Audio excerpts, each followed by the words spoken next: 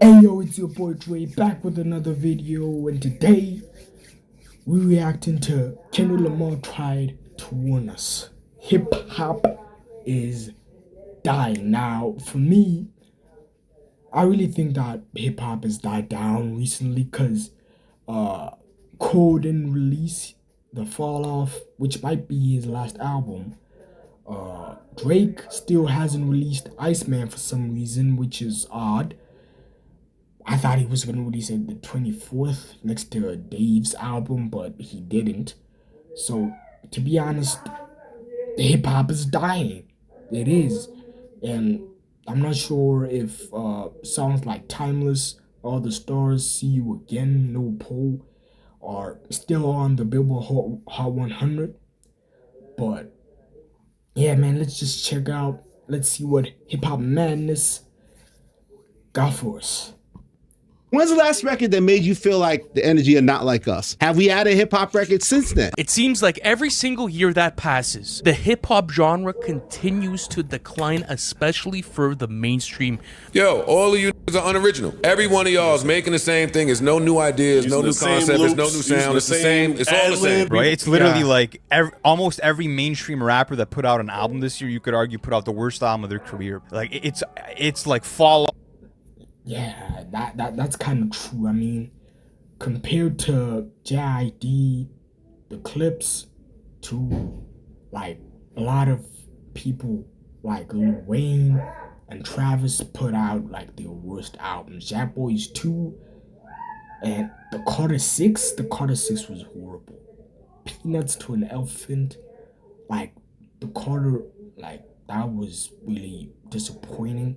I'm not a huge like Lil Wayne fan, but that was kind of disappointing for me because I thought that maybe that would fully introduce me to Lil Wayne, but it wasn't good, sadly. But what can we say, man? Right now, the people that need to drop Kendrick, Cole, Drake, like the big three, need to drop albums that could actually save hip hop, especially Kendrick. And most likely Drake. What can you say? Off after fall off.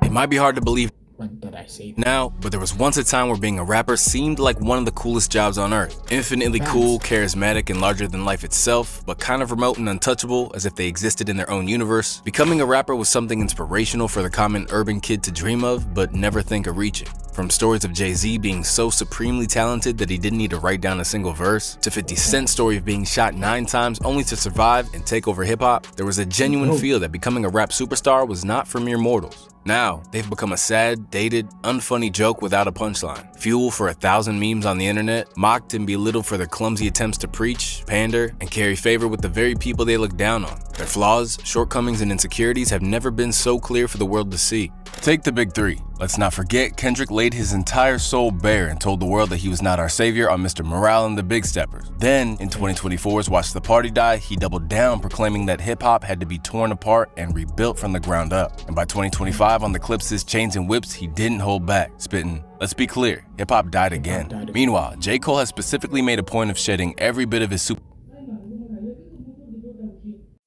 superstar status in order to bike around New York like a Deliveroo driver, all the while seemingly planning his exit from the game with the Fall Off album. Then we have Drake, who's found himself in a unique spot where he's constantly having his dirty laundry aired out in public, with his interactions on the internet proving that he's every bit as petty, vindictive, and in need of validation as anyone else. All the while, his every attempt to generate a hit has seemingly failed to resonate with audiences like it once used to. From Lil Wayne staining his legendary Carter series with the Carter 6, to Joey Badass underperforming commercially resulting in the cancellation of his tour, to Young Thug delivering what might go down as one of the worst comebacks in hip-hop history, the point is clear. The whole cult of musicians that used to be such a big, powerful part of our culture really feels like it's dying out these days. But to be honest, it was kind of inevitable that this was going to happen sooner or later, because the world we live in is changing, and so is the way we see entertainers. So what exactly happened? Well, let's start with the most important factor, and that's aura. This is the air that rappers used to carry, which made them easy to idolize. They didn't seem like they'd gone through the same process of growing up as we all did. Instead, it felt like they came out fully formed as these special identities. And when you did hear of their backstories, it was easy to see why. You had people like Lil Wayne who'd been rapping since he was a kid and almost lost his life at his own hand with a 9mm, only for a cop to miraculously save his life, and in turn, ensure that hip-hop wasn't deprived of one of its brightest talents in history. From there, Weezy went on to become the best rapper alive, a self-proclaimed Martian who infamously discarded the rhyme book and spent the rest of his career freestyling off the... Can't stop thinking about you. That's a good thing. I like living in your mind. You sound too confident. A self-proclaimed Martian. All I wanted to say is that, like, I heard that Lil Wayne is the GOAT. Now, I'm not like a big Lil Wayne fan. I know a little bit of his music, but I heard that I'm not sure if he was the very first rapper to actually sell over 1 million copies. I think it was the Carter 3. 1 million copies first week. That actually should prove to you that this guy, and most of the time he said that he freestyles most of his rap, like he doesn't write down anything, which is by itself amazingly impressive. Not a lot of people can do that, which has to prove that he is one of the GOATs. But releasing the Carter 6 as the biggest letdown of Lil Wayne fans ever, that's disappointing, for real. The rhyme book and spent the rest of his career freestyling off the dome. And much like Jay-Z, even today, he's managed to retain his status as a king among rappers, with people genuinely wondering whether they'd be better served taking a dinner with Hov over $250,000. But Wayne wasn't the only one who cheated death prior to his rap career either, because back before he was a TV tycoon, Curtis Jackson was just a rapper on the come-up who also endured a superhero origin story level of physical trauma. While attempting to evade the street life that had defined his earlier years, 50 was shot 9 times outside his grandma's house. And while his label at the time dropped him, the marketing team behind Shady Aftermath took this tale of escaping with his life and turning tragedy into triumph and made it indivisible from his rhymes. Besides that, it was parlayed into a blockbuster film, Get Rich or Die Trying, which chronicled his come-up. But he wasn't the only one to get this treatment either. 50's mentor, Eminem, led the way in this regard, with 8 Mile becoming an Academy Award-winning movie, which chronicled his journey from the trailer park to acceptance in hip-hop. From Andre 3000 carrying himself like an interdimensional being from Atlanta, to Kanye surviving a car crash to prove all the naysayers wrong and become a genre-shifting superstar, there is still something about that era which is just incompatible with what we see today. Basically, artists used to have lore, or at least a sense of gravitas that meant you bought into their story hook, line, and sinker. Whereas today, that... Not only that, I think that, to be honest, we lost a lot of upcoming legends too soon, like Juice WRLD, Tentacion, MF Doom 2. Like, who else? I think, Pop Smoke 2. Like, those were the pioneers of the era, and I think they were gonna be one of like the big 3, especially XXS and Juice WRLD. We lost them too soon, which is very like disappointing, but it's reality at this point. There's nothing we can do about it. simply doesn't happen. Today, if a rapper claimed that the tragic death of their brother meant that they'd sworn revenge on hip-hop and would become its ultimate supervillain, he'd get clowned within an inch of his life. But that's basically the origin story of the masked icon MF Doom. Similarly, if a rap crew of today merged their music with a succession of clips from old kung fu movies, they'd probably be labeled as weebs or just plain old nerds. Instead, Wu-Tang Clan used their fanaticism for these old productions to make a mythology around their music, which fascinates people to this day. So what changed? For starters, back then consumers were willing to accept rappers at face value, and when it comes to how their image was managed, there was a much larger emphasis placed on creating a sense of grandiosity around everything they do. Just look at the budgets that were given for advertising and, more specifically, music videos. Back in the 90s and 2000s, acclaimed directors like Hype Williams and Chris Robinson helped to sculpt incredible visuals for rappers which would have audiences riveted from beginning to end. In one instance, Bad Boy dropped an astounding $4 million, or the budget of an entire indie film, on the video for Victory, with Puffy, Big, and Busta Rhymes, while recruiting major actors like Dennis Hopper and Danny DeVito to appear in it. And how was Puffy portrayed? As a superhuman figure, vaulting over running away away from explosions. This was commonplace, whether it was Missy Elliott and Da Brat floating through space, Dr. Dre and Tupac existing in a Mad Max-style apocalyptic wasteland, or the Wu-Tang spraying killer bees. These motion picture level productions were a crucial part of the puzzle of making these rappers seem like they were of incredible stature. But it wasn't the only aspect. Even when it came to commercials for records, there was an otherworldly quality in even how albums were promoted that you simply don't see today. With the Bible app, you can be reminded of God's promises in Scripture anytime, anywhere. Otherworldly quality in even how albums were promoted that you simply don't see today. Kanye! Give me that thing. South side, outside, west side, let's ride. East side, right, beast side, Lakeshore Drive, and I'm Chi-Town's finest. Where you at? The whole city behind.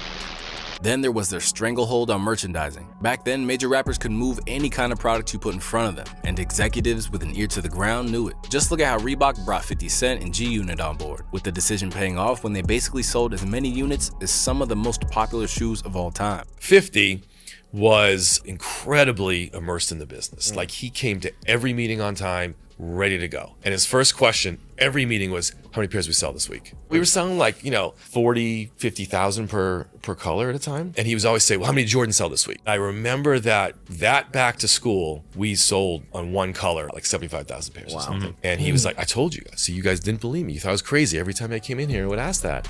Then there was the expansion into video games, which began with Wu-Tang Taste the Pain and culminated in classics like Def Jam Vendetta and, of course, Fight for New York. Although these were completely dramatized, fans were willing to suspend their disbelief and accept the concept that rappers were as eligible to be in a fighting game as any WWF wrestler. Today, there's still an appetite for something like this to be made. And at the height of the Drake and Kendrick beef, there were plenty of mods attempting to see what it'd look like if they were to square off in a console combat today. But there hasn't been a new installment in the Def Jam series since 2007. And in the interim, hip-hop has become vastly more profitable than it even was then. So what went wrong? Well, there's a lot of reasons behind it, and it all comes down to the humanization of rappers. In those days, their non-rhyme based interactions with the public were carefully sculpted, with the only times you'd see them being when they popped up on 106 in Park or TRL to promote a music video. But now, rappers' allure has been taken away from them by overexposure. Their come-up stories are chronicled online for all to see, warts and all, as to or any slip-ups they ever had, which prove that they aren't as cool as we thought they were. Then you have people like 1090 Jake and other online outlets who will demystify someone's hardened gangster image in a hail of paperwork before they ever get off the ground.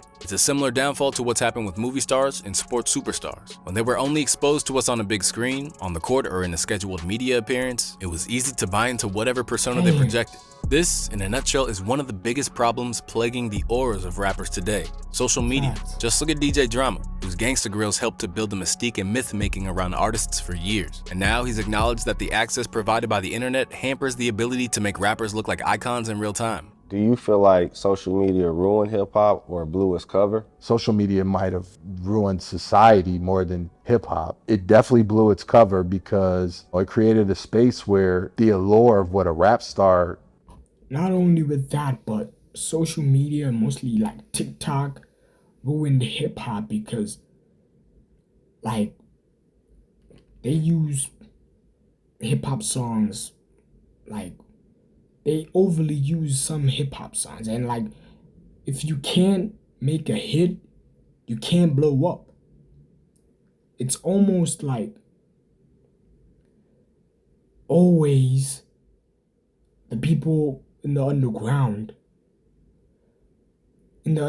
rap scene are the ones that, if they make a hit, they blow up. If they try to make something that isn't a hit, they immediately like disappear from the face of the planet. And in which case,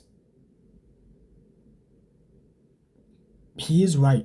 Like, social media did destroy society, but also hip hop in general.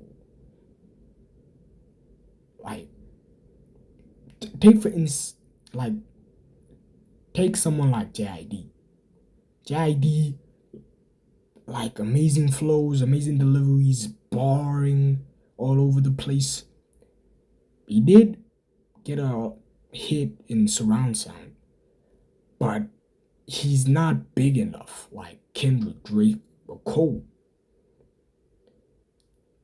Like these days you have to make a hit in order to pop off. And some artists who make hits know that that isn't their best work, but they make it just so they can get instant gratification from other people that barely even know that person's music. It's how it is. Once was, isn't necessarily that no more. Social media can show the real. A lot of artists have shown that they're corn on the cob. Then you have Dr. Dre, who also acknowledged that you simply can't get the same attachment to a star as you did prior to knowing everything about their lives. I probably would have hated social media when I was coming up. There's a certain mystique that gets destroyed. I like the mystique. I like waiting. I don't need anybody to know where I am every minute or what I'm doing or what I'm about to do. There's a certain mystique that came along with music. It was entertaining to wait to see what was about to happen. That's besides the point that it's actively destroyed careers. From Azealia Banks, perhaps, to Kanye West, the ability to convey their thoughts to the public at the drop of a hat literally ensured that however talented they may be, no one would ever take them seriously again.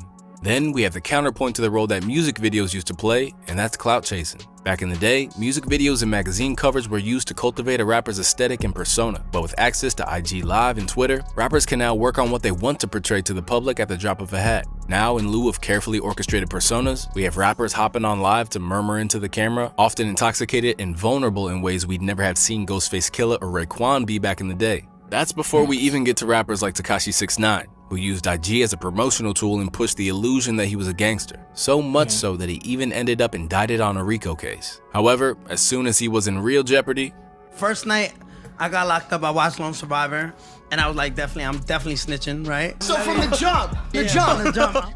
Today, a rapper's image can be debunked at the drop of a hat, and with prosecutors now using rap lyrics in court, they often have to dispel their own myths just to evade jail. Plus, today, any attempts to build a fantastical backstory or adopt an alter ego would be laughed at. Just look at the difference in response with Kid Buu. Originally, my first gen. I'm a second gen now. Celebrity bursts say I'm born in Toronto, but that's false. My first gen was born in Jersey. However, I was cloned by Clonate in Canada. My model number is 0112568, if anyone wants to see the registration in Clonate. Okay. As crazy as that clip seems, if that was handled in a different era or by a media team, it could have become a unique selling point akin to other famed alter egos in hip-hop. Instead, he was instantly labeled as a corny clout chaser. As a result, it's no coincidence that the rapper who has the biggest cult following today while actively evading his fans is Playboi Carti. Travis Scott has a similar aloofness. The man does not drop anything. Like, he teases an album, then doesn't drop it, but still has one of like the craziest fan base you can ever think of. And to be honest, I know why. Like, Carti is definitely a vibe. One of my top 10 best rapper. I gotta put him in my top 10. One of the best. I won't lie. Like, lyrically, he's not the best, but as a vibe, he's the best. I kind of understand why he has like this crazy fan base that won't drop him even when he doesn't drop music. Like, you can see comments of like, oh, I'm no longer a Carti fan because he doesn't drop. Man, like, man, screw this guy, man. He didn't even drop, and when he drops, they come back. Full circle come back, like, they go crazy, like, brother. You can see how loyal, like, Carti fans are.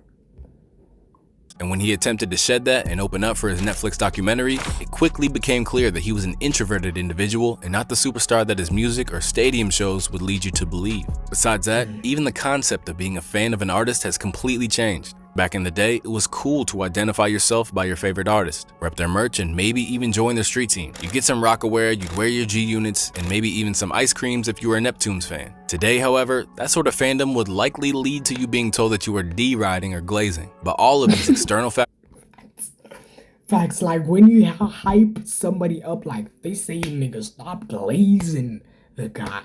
You're not glazing the person, you just appreciate what that person is doing. It's not glazing. Like, one of my friends, like, when I, like, hype someone up, especially the artist, saying like he's the best. Like no one can, like, they be telling me stop glazing. I'm not glazing.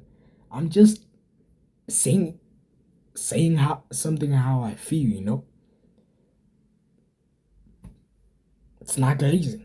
Factors are contributing factors to what we're experiencing now. The real issue is that both the volume of music and the degree of commitment from many of those that are making it are completely different. In a recent interview, Tyler, the Creator, rallied against what he saw as the major issues plaguing the industry, and all of them align with the degradation of not only hip-hop commanding the respect it used to, but the degradation of the rapper as the superhero-like figure. I love this art form so much, bro, and there's so many out right now that aren't musicians that are getting treated like musicians because they make meme records. And these publicly will be like, I don't give a about music, I just do this for money. Get your bag, I love that. But like when every publication is like, hell yeah, let's put that out.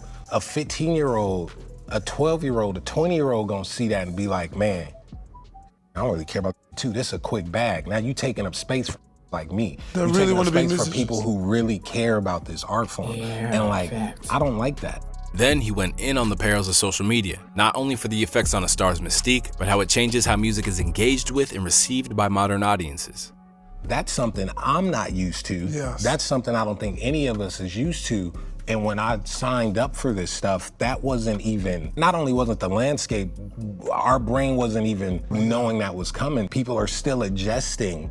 I'm adjusting to like, damn, everyone could see everything. You could just look up someone's address and it's like, damn, I could know what my favorite artist is eating for breakfast and not feel weird about it because every page, whether it's Academic, Shade Room, or whoever is posting it, now the conversation of music, of art, is gone because when artists put something out, the last thing they talk about is music. So you know what that does to a fan listening to music? If they see the person that made the music not give any like value to it, you think they gonna give a about the album? They gonna listen to it for an hour and be like mid. They don't even use the word right. That just means it's like average. People can't even articulate what they dislike about it. They just say mid and move on. So what's the conclusion? Well, faced with too many challenges to overcome, it's likely that today's hip-hop fans will never experience what it was like to see your favorite rapper as a larger than... That's fact. I think now we gotta just like give the people who want to tell their stories a chance and stop supporting those that just want the bag. Like Tyler just said, you're taking up space for people who want to tell their story. And to be honest, just because this generation's lack of knowing real music, they don't care. They really don't care. Like, they can listen to an album like, what? Like, for example, Like God Sort 'Em Out, or God Does Like Ugly, and say it's mid. Just because you can't pay attention, it's not mid. You might not catch all the bars, but if you like an album, state what you like about it. Maybe the production.